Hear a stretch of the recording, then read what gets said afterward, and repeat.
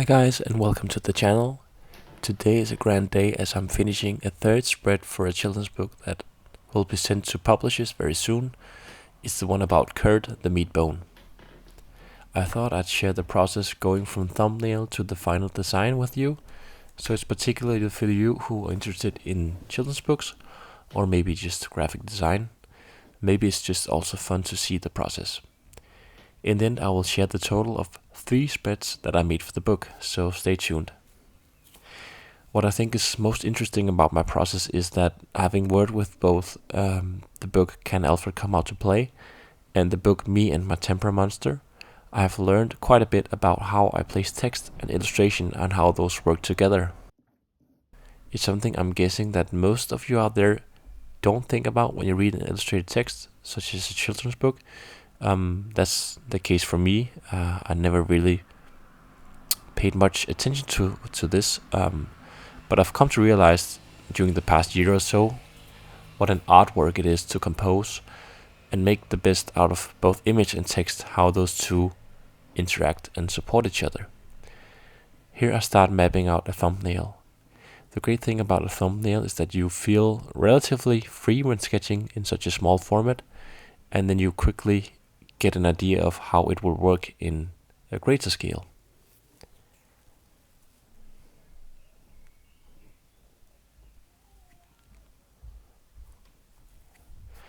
So basically I go through different ideas, or actually it's kind of the same idea here. I have the sun in the top corner. The sun is the other important character in the book. There's also a dog who plays an important part, but the sun and the meat bone, two very different scales to work with also, but that was quite difficult.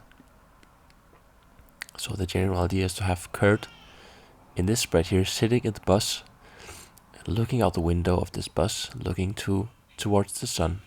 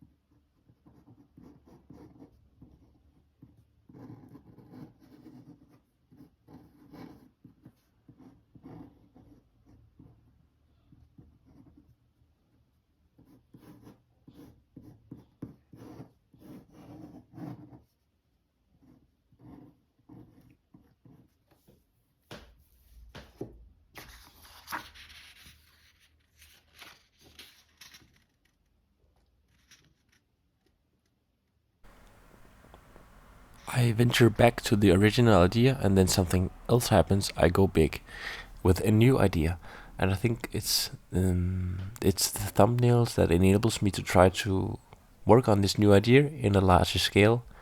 So the thumbnail is kind of a warm-up act, you could say.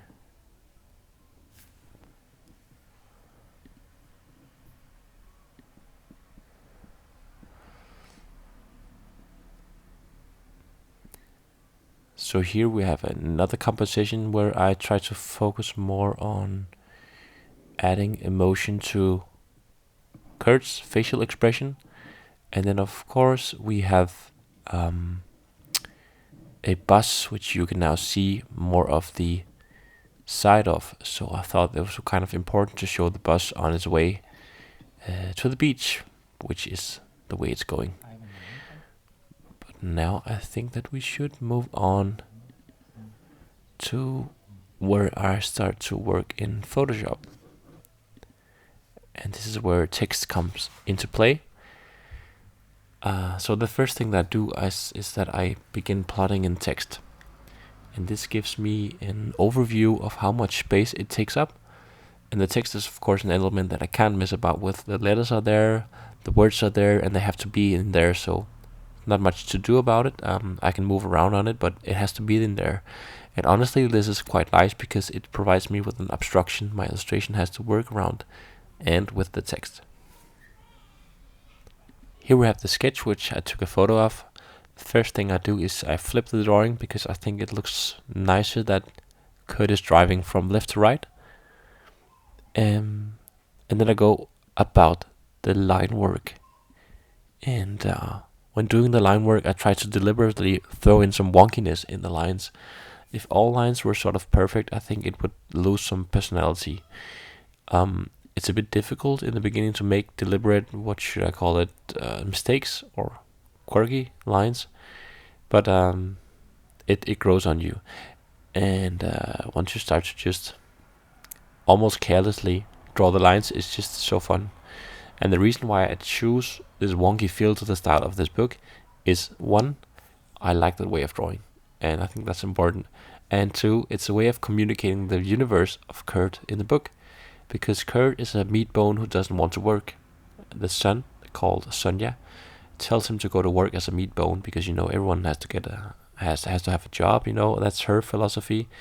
So her philosophy is he should work as a meat bone in a dog park. But Kurt has another personality. He has his own ideas, and works as a contrast to Sonia. So, for instance, in the very first spread, you'll see Kurt being sleepy even though the sun is up. So he's late, and he's a character who does what he wants to, basically. He lives a hedonistic lifestyle, and you could say he's kind of sloppy. So I try to express that sloppiness in the line work.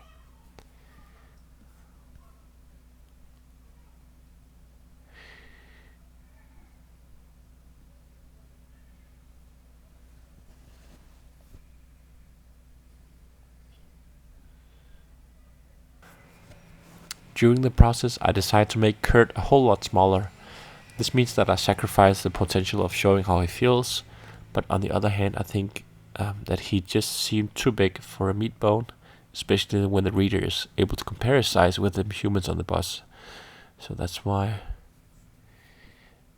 And here comes the coloring process, not so interesting maybe to watch, because I'm basically just filling in the colors. So I'll make it speeded up, and you can enjoy the process this way. And then I will return and talk about the finished spreads as well as the other two spreads after the coloring.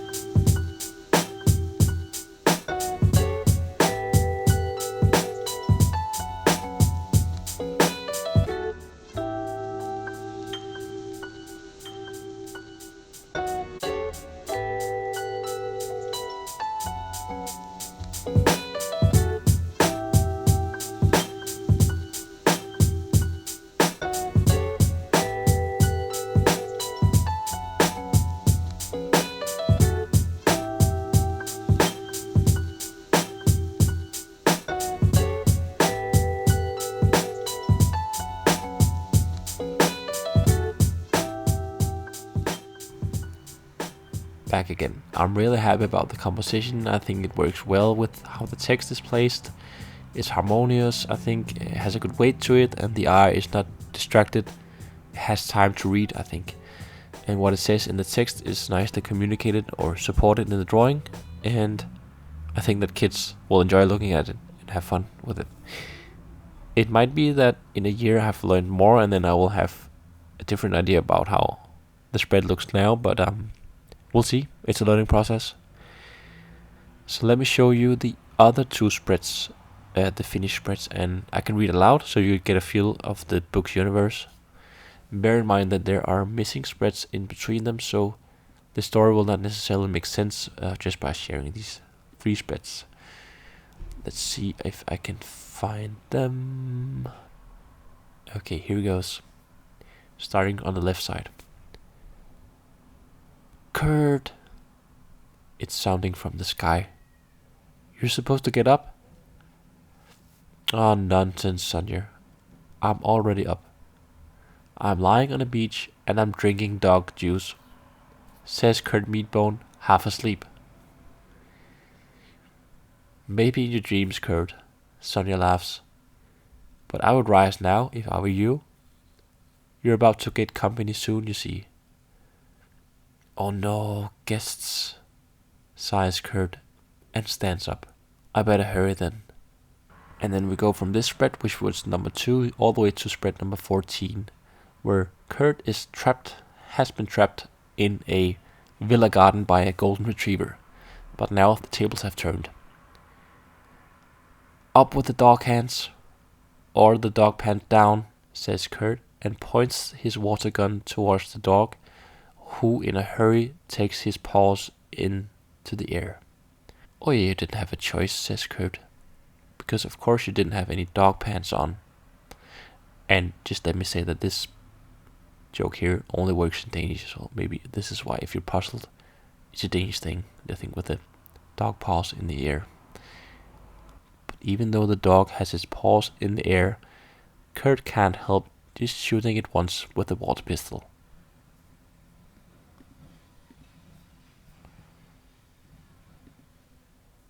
And then the final spread, which you now have seen the process of making.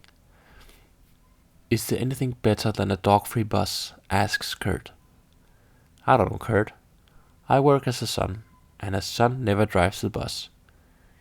But it does look nice in there in the bus, Sonia says. It's the next best thing in the whole world, says Kurt. What then is the best thing in the whole world? Asks Sonia. There you have it. That was the 3 spreads that will be sent into the publishers. I hope you found the process of going from thumbnail to finished spread interesting. And until next time, folks, have fun drawing.